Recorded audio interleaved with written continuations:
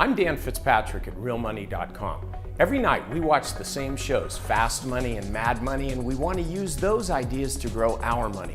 Well, good trading takes more than just writing down the tickers you see on TV every night and punching the buy button the next morning. I can help you know when to buy these 3 stocks I saw on TV. Today, let's look at Whole Foods, Heckman, and FedEx. One of the stocks that Jim Kramer was talking about last night on Mad Money was Whole Foods market. So let's take a look at the chart. Is this a stock that we want to buy right now? Right off the bat, I'd say no, but this is pretty easy. Here's the stock at 66. Support, established support, is really just $2 lower than it is now. That's at the 200-day moving average, which held before. If we go down here, just to this last low, let me zoom in, like right about there. Well, now it's 63. We go back here, it's 60. So there are several levels of support for this stock, but $66 just isn't one of them. And you know what? It doesn't get any more complicated than that. Right now in this market, you don't have to buy today. You don't have to buy tomorrow. The point is, there's no coercion in your buying, so you can wait to pick your spot. There's 2 elements to every chart. There's the one that we all know and love. That's the price element. Buy low, sell high. There's also the time component. Time marches on. You don't have to buy at any particular point on the x-axis. What you want to be doing is watching the y-axis for your purchase point. This is just not that. You look at the weekly chart, the uptrend, you know, it's still there, but there's no question it's flattening out a bit, and that's even more to the point. You can wait to buy this. Love Whole Foods. I think the stock's ultimately going to be higher, but there's no hurry. There's no rush to buy this puppy right now. Let this thing come in a little bit. My bet is you'll be glad you did. Now, what about Heckman? Kramer was talking to the CEO of this company last night on Mad Money.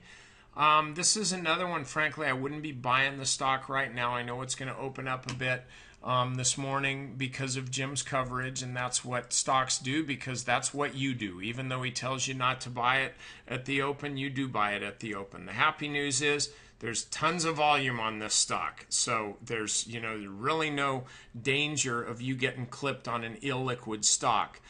But with that said, the stock is right up at prior resistance. This is another one where you zoom out, look at the weekly chart, and you can see it's pretty much just been flopping around a bit. So you don't have to rush in and buy this stock right here, right now. Look, the stocks come from, where was the low? I'll wait. That's correct, right there. Stocks come from 528 up above 630, which is, look, that's like a 20% move in this amount of time. I don't think you're going to risk missing out on another 20% from this level. This stock needs to rest. Why don't you let it rest, let it grind around, do what it's going to do, see if you can buy it closer to $6. I'll bet you'll probably be able to do that within another week or two. Oh, and by the way, one other thing. Okay, what if I'm wrong? Because I don't have a crystal ball. Mine's been busted and in the shop for about 15 years.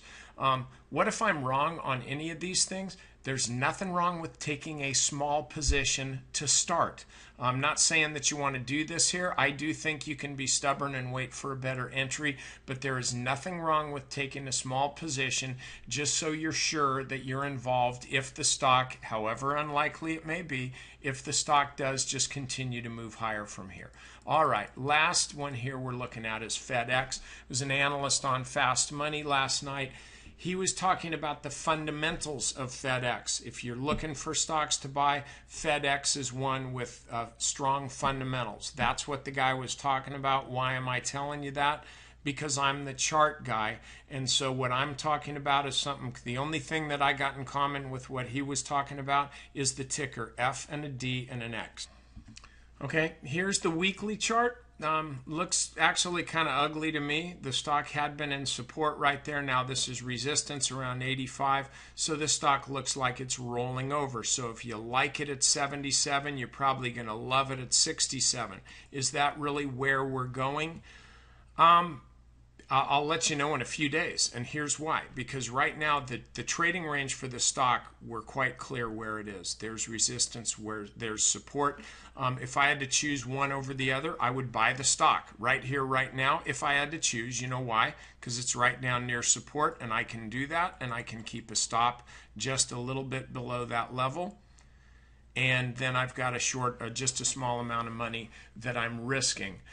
And that's really your trade here. If you want to be long this stock right now, I can't say not to buy it because it is down at the bottom of this box. However, I think you want to watch this level because you're not going to miss a huge move back to the top of the box if you happen not to buy. I think there's more risk to the downside in this nasty market. So just watch this level. That's all I'm saying. Okay, that's it for today. Look, I want you to get over to realmoneypro.com. That's where I publish my articles. They're called Fitbits, 5 charts in an article, about 4 of them a week. I'm hoping to get you some good trades so you can make some real money and trade like a pro. Also, go over to Stock Market Mentor. That's my website. You can get on my email list. It's free. I don't spam you. I've got too much to do. Not really interested in that, but I will send you out an email every evening with a free trading video on that for you to check out. The last couple have been on Urban Outfitters. Okay, I'm Dan Fitzpatrick, and I'll see you again.